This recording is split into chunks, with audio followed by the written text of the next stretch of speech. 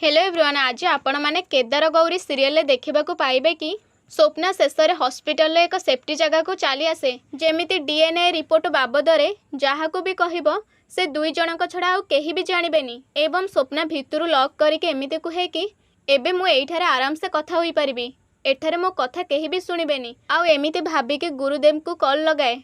आउ सेपटे गुरुदेव call receive करके कहते कि नारायण हरि हरि।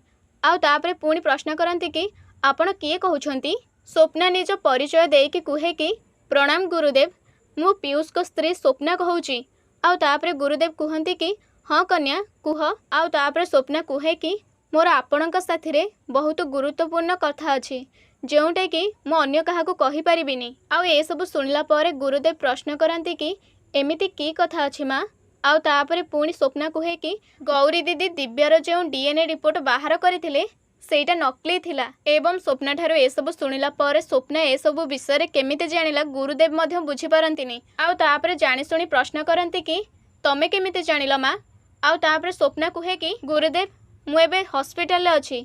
आउ एठाको आसिके जना पड़िला आम घर को जो डीएनए रिपोर्ट जाइथिला सेटा नकली थिला आउ ओरिजिनल एबे मो पाखरे अछि। एवं स्वप्नार कथा को कहीं जड़े लुचि लुचिका देखुए। आउ ए सब गुरुदेव शुणिला पर पूरा आश्चर्य होइके चाही थांती। एवं तापरे गुरुदेव प्रश्न करती कि अच्छा माँ तमे ए विषय अन्य काहाकू कहिच। आउ ए सब पर स्वप्ना कहे कि नाई गुरुदेव मु काहाकू भी कहिनी। मु गौरी दीदी साथी कांटेक्ट करने को चेष्टा कली किंतु मु कथा होई पारिनी।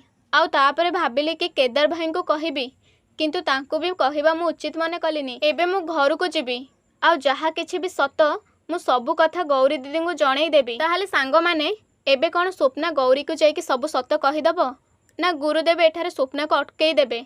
से सबको जानिबा पई चैनल को सब्सक्राइब करके रखंतु।